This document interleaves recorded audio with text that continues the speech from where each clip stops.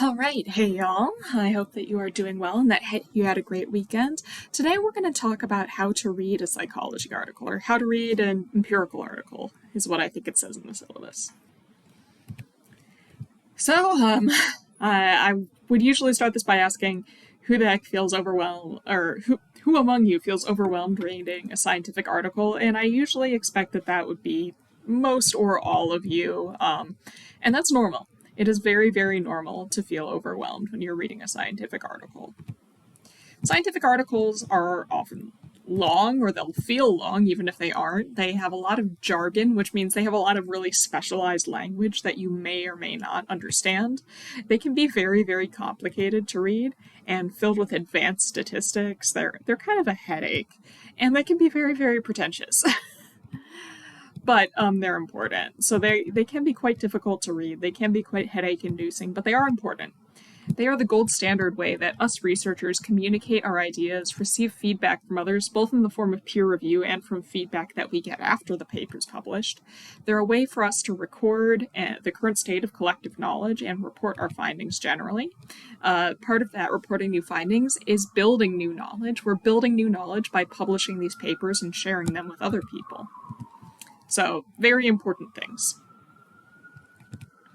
Today we'll try and talk a bit more about this process and make it a little more, like papers in general, a bit less frightening and intimidating and mysterious by talking about how these papers are organized, what each section of a paper contains. I'll give you tips on how to read a paper quickly while still getting all the information, because sometimes you just don't have a lot of time to read these things. And we'll do some practice. So there are 5 basic components of a paper, give or take. There's the abstract, the introduction, the method, the results, and the discussion. The abstract is like the Spark Notes of a scientific paper. I don't know if Spark Notes is still a thing that people use, but it's Spark Notes. It's about 150 to 250 words, depending on the journal that you're looking at. And it's a very, very general summary of what the paper is about, or what the research in the paper found.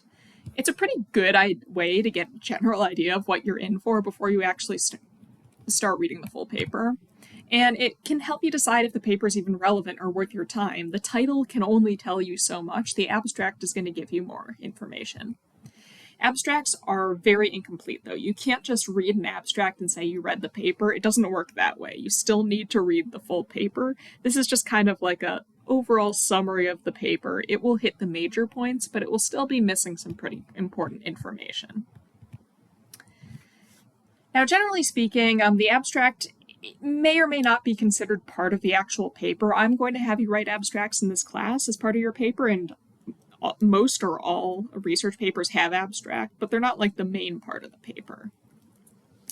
Now, empirical papers, or scientific papers, resemble an hourglass in how they're structured. Looking at an hourglass, I want you to take a minute and think about why this might be the case. Well, you start out very broad with the introduction, where you're introducing the whole broader concepts and things like that. Then you get a bit more narrow. You get more and more narrow as you go on, and you get into specifically what you are looking at, then how you looked at it, then what you found, and then towards the end in the discussion section, where you're summing everything up and you're trying to summarize what you found, you get back and broad again. That's the kind of idea here with these papers.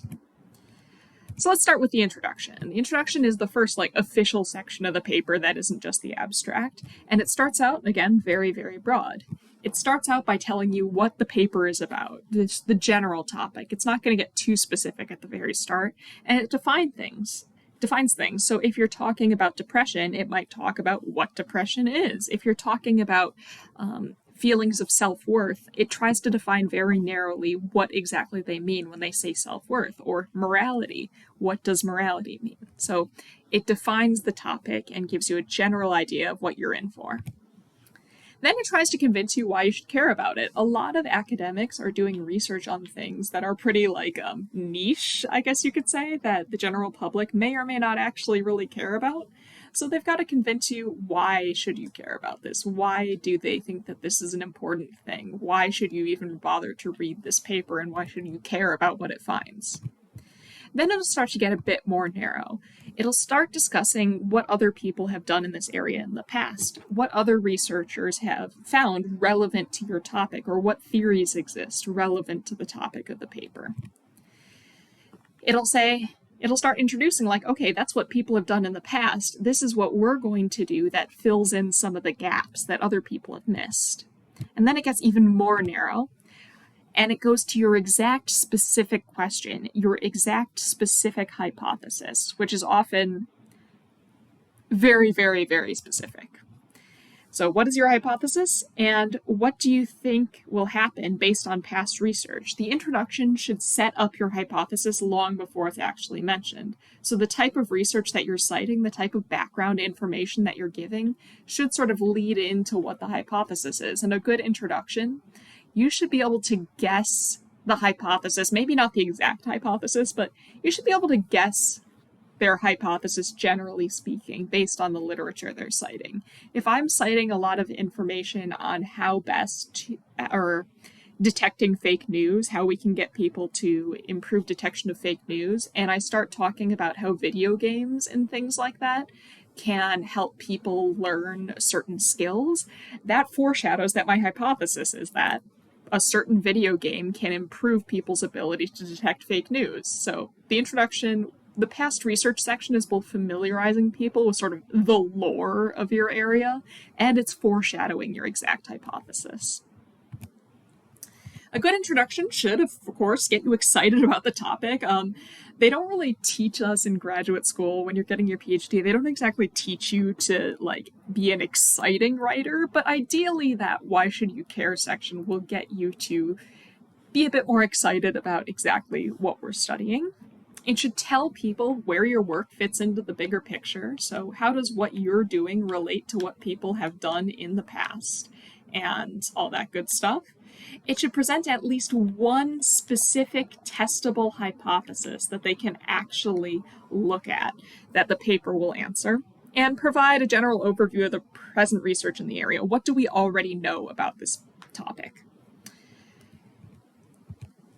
Tips for reading introduction. So you're going to be reading papers when you're getting ready to write your own paper and getting ready to formulate your hypotheses and things like that. You need to be familiar with the past research to figure out how you're going to do your own research and what exactly kind of hypotheses make sense.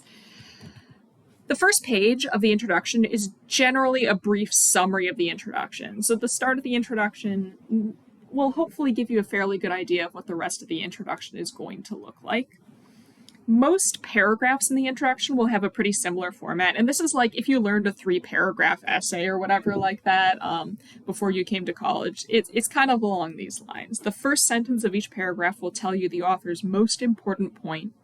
The rest of the paragraph is just trying to give additional evidence for the point that they're trying to make, and the last sentence will be a conclusion to the paragraph, sort of summing up all the evidence and bridging into the point of the next paragraph.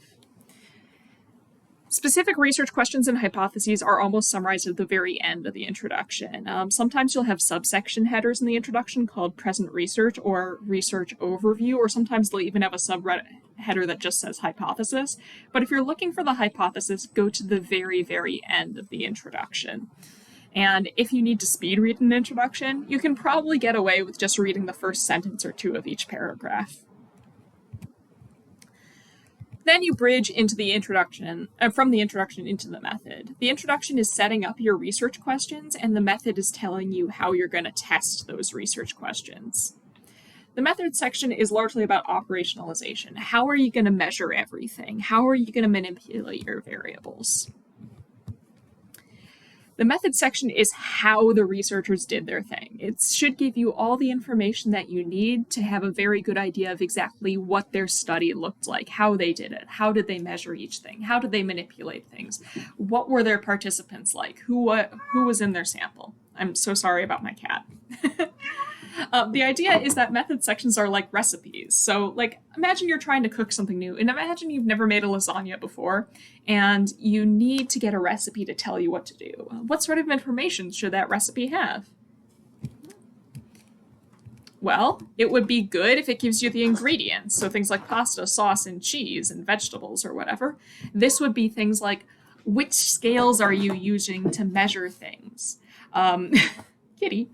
Which scales are you using to measure things? Who are your participants? Where did you get your participants?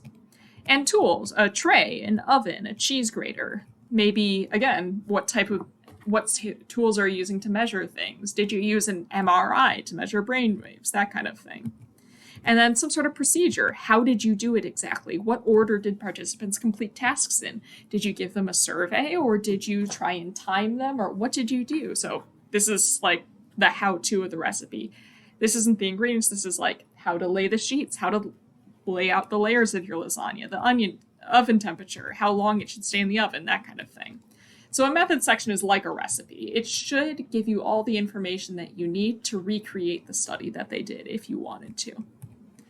So it usually contains a subsection that may or may not be labeled for participants. So who is in your sample? This includes things like where you got them. Did you get them from an online sampling website? Did you get them from your university's participant pool? Did you find people on the street? Things like their age, their race, their gender, so demographic information. Then once you've established who is in your sample, who took your study, you go into your materials and measures, and this is things like, how did you manipulate your independent variable? What experimental stimuli did your participants see? What scales were you using to measure your variables? Then procedure, this is what exactly did participants do and in what order? Was this an experimental research design? Was this a correlational research design? And so on. Were participants randomly assigned to conditions? And if so, how?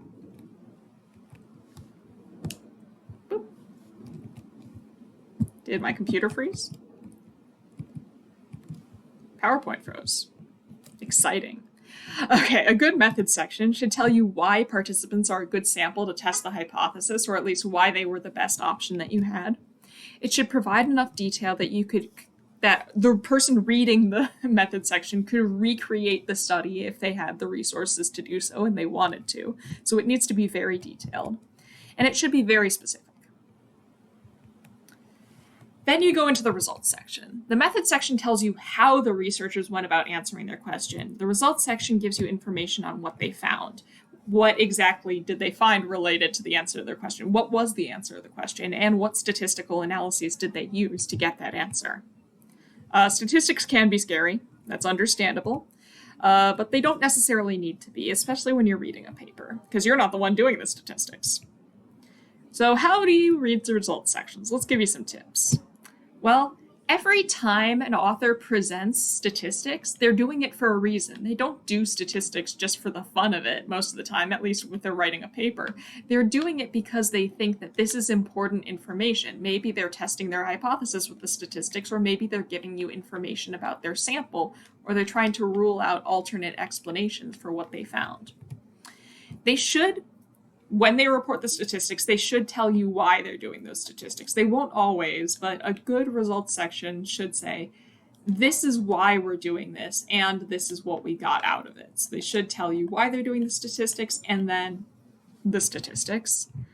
But they might not always outright tell you exactly what question they're trying to answer with those statistics. So you might need to read between the lines a little bit. You might have to infer based on the context exactly what question they're trying to answer with those stats. For example, if they tell you that one condition performed better than the other condition, you can probably assume that the question they were trying to answer is which group performed better. Sometimes it can be pretty easy to figure out. Sometimes they'll tell you, other times they'll just say there was a difference between these two groups, and then the question they were trying to answer was, is there a difference? Sometimes it can be a bit harder. Not all academics are good writers. Statistics are evidence that can be used to support or not support the author's hypotheses. They can tell you the type of effect the authors are reporting. For example, if the statistic they report has an R value, that's a correlation. They're looking for a relationship between two variables. If it's a regression coefficient, which can be reported as B, they're also reporting a relationship. That's also kind of a correlational thing, depending on their study design, but that's also looking for a relationship. If they tell you grouped means and standard deviations, that's just telling you, on average, this group had this value with this much variability. And they will also, hopefully, they should tell you outright what kind of test they ran, like an ANOVA or a t-test or a chi-square.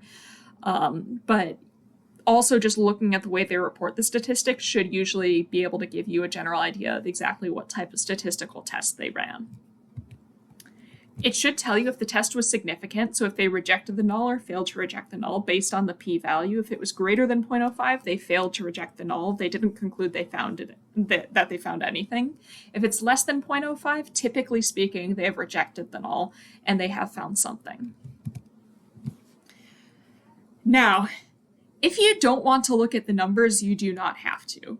A well-written results section, which hopefully they have done, should also tell you what they found in words, not just in numbers. The numbers are there as kind of a supplement. It's like, you don't have to just trust me on this. This is the numbers that show what I'm telling you. But they should also tell you outright, this group had less symptoms of depression than this group. They should, in words, tell you what they found, in addition to in numbers.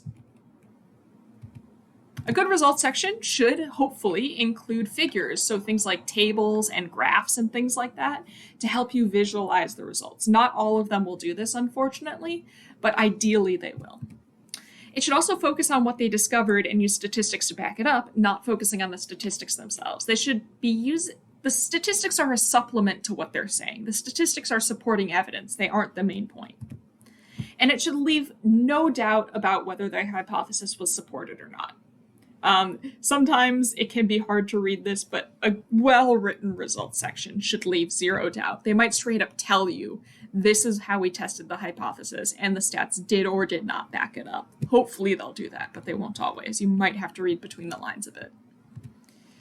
Then we go to the discussion. The results is super narrow. It is by far the narrowest part of the paper. It's giving you very specific numbers about what you found in this very specific sample of people. The discussion gets broader again. A good discussion section should summarize the key findings in your first paragraph. So it should say, in plain language, this is what we found. It was or was not consistent with our hypothesis. It should put your findings in context of the broader literature. So how does this fit in with what other people have found in the past? Does it fit with what other people have found, or is it like running totally counter to what other people have found? It should also note limitations. No study is perfect. There is no single perfect study out there that doesn't have any limitations in it. So it should tell you, these are the limitations. This might limit how generalizable our findings are, or this was a problem that we ran into while collecting data.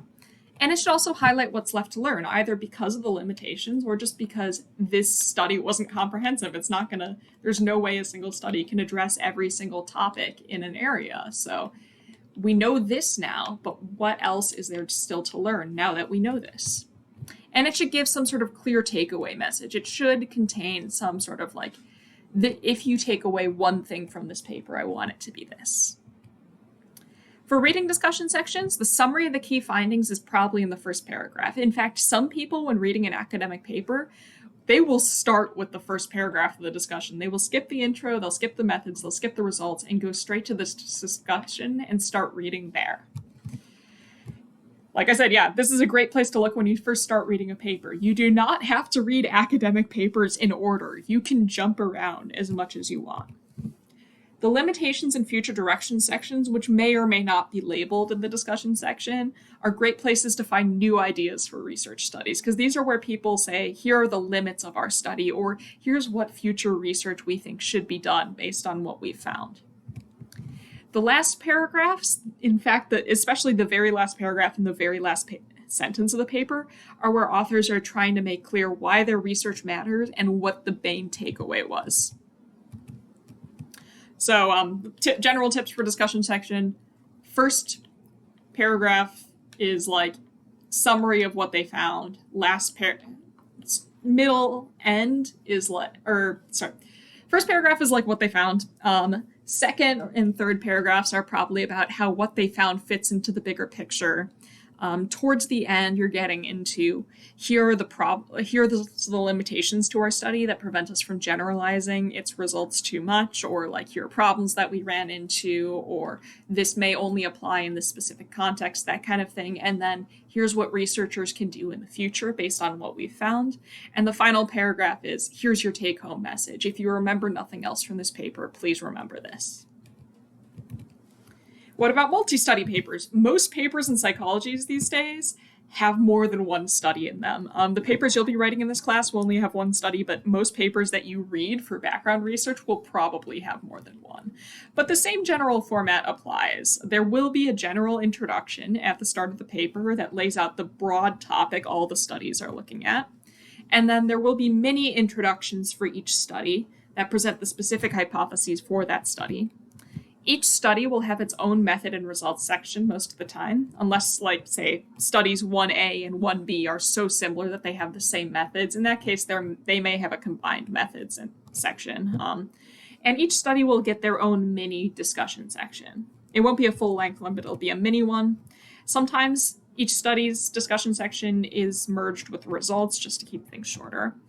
And it will try and set up the next study. So the mini discussion for study 1 will try and set up, here's why we did study 2. And then the general discussion summarizes all the findings across all the studies. So there's still a general discussion section, and it's just broader and tries to tie the whole paper up into a neat little bow. So let's practice. Here is a paper called A Room with a View, Using Social Norms to Motivate Environmental Conservation in Hotels. In social psych, if you have taken that, or if you are taking it, you either have or will hear about this study. This looked at ways of getting people to reuse their towels in hotels so the hotel didn't have to use as much water, because hotels go through a lot of water washing linens, and that is bad for the environment. So, I believe I might have this paper up on Blackboard, but here is part of the abstract. This is the abstract establishing the primary aims. It's first stating guest participation in an environmental conservation program. That's what they're looking at. The first sentence establishes this is what we're looking at. They're doing it through appeals to employing descriptive norms. And they, so that's the type of appeal they were testing, and they were comparing it to the type of appeals hotels usually use. So they're telling you, here's what we were looking at. We were looking at 2 different methods of getting people to behave in an environmentally conscious way in hotels. And the way that we used was more effective than the one that hotels have been using. They also talk about the research design in the abstract. It says 2 field experiments. So they're telling you, we did studies out in the world. And then they also tell you their findings in the abstract. Appeals employing descriptive norms, the majority of guests reuse their towels, so saying what people actually do, was superior to the traditional appeal that focused on just like, save your towels, save the environment. So telling people save their towels or people reuse their towels is more effective than saying reuse your towels. So they've told you what they're studying, how they studied it with field experiments, and what they found. And that's the abstract for this paper. Then the introduction, they start with a topic addressed in the paper, a broad research question, testable and specific ones, and hypothesis. They're getting narrower as they go in.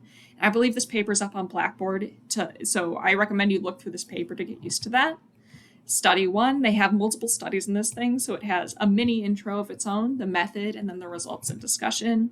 Study 2 has its own mini introduction, method, results, and discussion. And then the general discussion at the end of the paper starts with a summary of what they found, then explanation for a finding that they didn't necessarily expect, implications, so where this fits into the world at large, ways this can be used out in the world, and that's the paper. So I recommend try reading through that paper, check out that paper, see how reading it is, and generally speaking, some general tips. You do not need to read the full paper. If you're doing background research, you don't need to read the full paper. If you're very, very familiar with an area of research, which probably none of you are at that stage right yet, but like when I read a conspiracy research paper, because I've read most papers that have been published on that, I can skip the introduction because I'm familiar with the work most of the time. A lot of people will start by reading the discussion section, And then they will go to the results section. If they have questions about the methods, they will go to the methods section. So if they have questions of, oh, how did they measure this? They'll go to the methods section. So people will pick and choose which sections. I'd say if you had to pick 2 sections to read of a paper, I would read the discussion first and then the results. If you want more information on how they got those results and you have a bit more time, go to the methods. And if you want sort of more broader context, why they're bothering to study this in the first place, or like you're having trouble guessing their hypotheses and stuff like that, they don't really state them clearly, then go and read the introduction. You don't need to read the full paper most of the time. And like for the introduction, you can get away with just reading the first sentence of the things. The results section and the discussion section, I would say, are the most useful and important sections of the paper. If you're not sure whether a paper is relevant, so when you're trying to find papers for your project, citations for your project, look at the title, yeah, but look at the title before you start reading the full paper. Read the abstract first. It could be that you thought the paper was relevant, but after reading the abstract, you realize it wasn't. And then you don't actually have to waste time reading a full paper when it's not actually going to be useful to you. So save your mental resources. Be smart when reading papers. The structure of papers that we have can help you identify where in the paper the information you're looking for is. So say you're only looking for a measure of well-being, and you find a paper about well-being, but you don't really care about what exactly they were studying. You just want to know how they measured well-being. Skip straight to the methods section. If you know how a paper is organized, you know where to look for the information, the specific type of information that you're seeking. That's the whole idea here. So yeah, that's how to read an APA-style paper, which most psychology papers are. If you have any questions, feel free to shoot me an email or ask me in class. Take care, y'all.